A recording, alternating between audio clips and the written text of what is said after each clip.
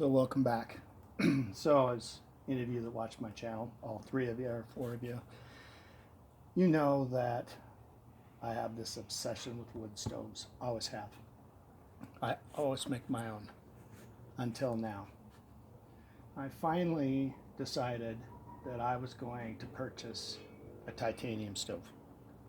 And what I got is the titanium, it's the WWW Luxe Hiking Gear titanium stove. And the first thing that anyone should know before you order this stove is that if you cut the tape on this box when you receive it, you cannot return it. So I guess the point is that as far as customer service goes, that they don't have any. You can't buy parts to repair anything. You can buy a new stove. So if this stove is damaged when it's shipped to you, basically it's your problem. If something on it isn't put together right, it's your problem, not theirs. And with shipping, this costs $339. If I had read the fine print and stuff more, I would not have risked it. But it came here in great shape, just one little dent in it, which is no big deal. And I'm satisfied with the stove. But if you're looking for customer service, don't order it. So here it is. Let me tilt this camera down just a little bit more for you here. So that's the top. And let me show you how this works too in these tops. It has this flange right here that the metal sits into, and that keeps the titanium from warping.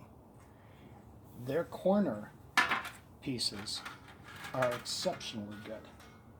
This just pops in here and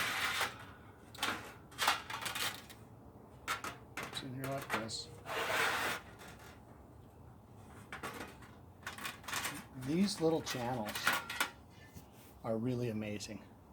Can you see how that is? They're kind of a round 3/4 channel, and I'm telling you, they go in nicely, very, very nicely. The quality and attention to detail on this stove is really quite remarkable. The other thing I really love about this stove is the glass in the door. The reason I like the glass in the door is so when you're in the wintertime and you're out, in a tent at least, you have to keep the door closed to keep sparks from shooting all over. And the door just gives you that little bit of light, and it's awesome. So you can see how simple that is to put together. So you just turn it. Of course, it's much easier on a table. They have these little flat connectors, which you can buy something very similar to that at Home Depot. So if you're going to build your own stove, that's what I would use to put the tops on.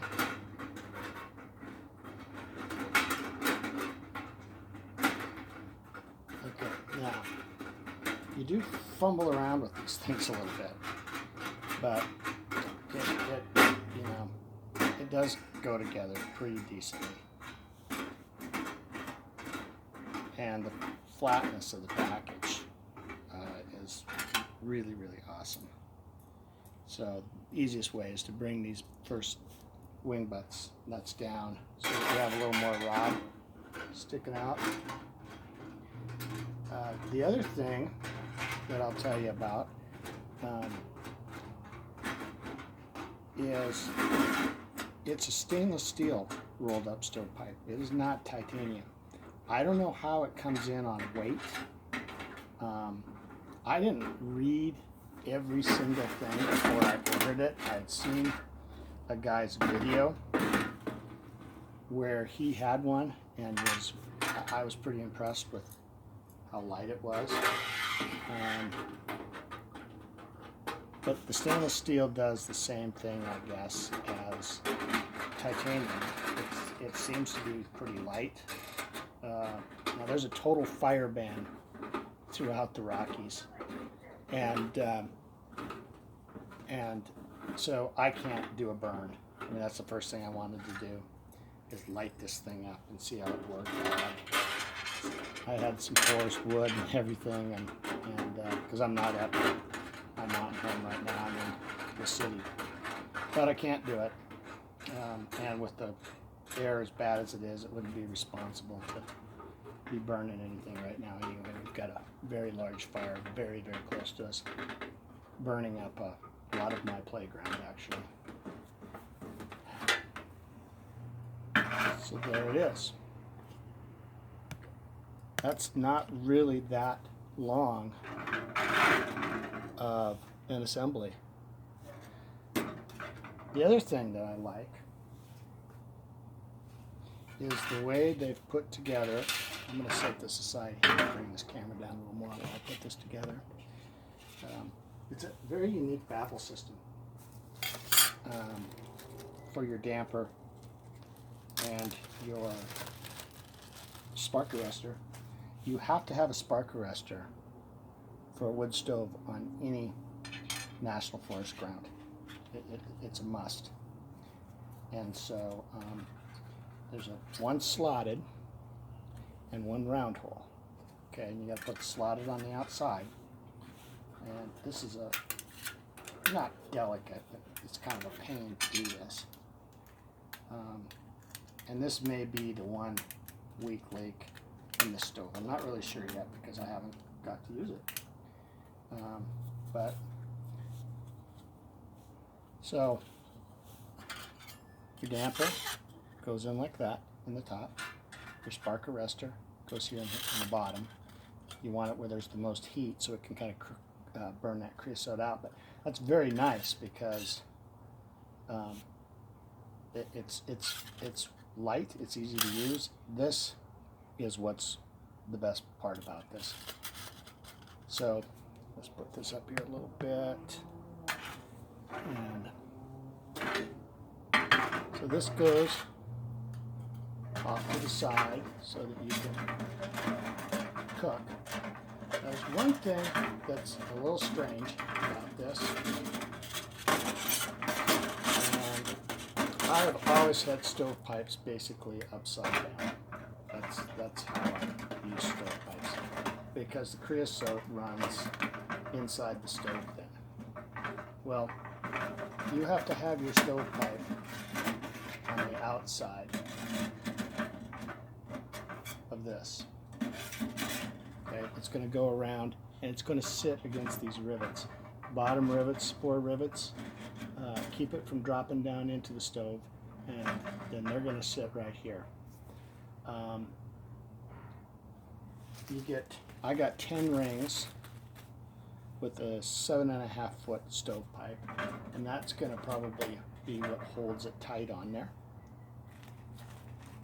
And until I get to test this stove, I really don't know, performance wise.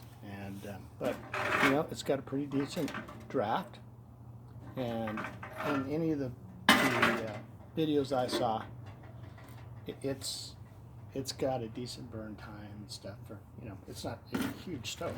It's, you know, but for a smaller, sorry about that noise. For a smaller winter tent, this is going to be fine. And here's the stainless steel stovepipe. I'm guessing that this is probably about twice the weight of a titanium pipe, and I'll probably at some point go ahead and get a titanium pipe for it. The nearest competition that I can really see is called a Winter Well, and it's a really nice stove. The Winter Well is. I mean, it's a nice stove, and everybody that has it highly recommends it. This comes with a carrying case that you put it into. And this is what's kind of cool, because it has instructions on how to assemble it, just in case you kind of forget.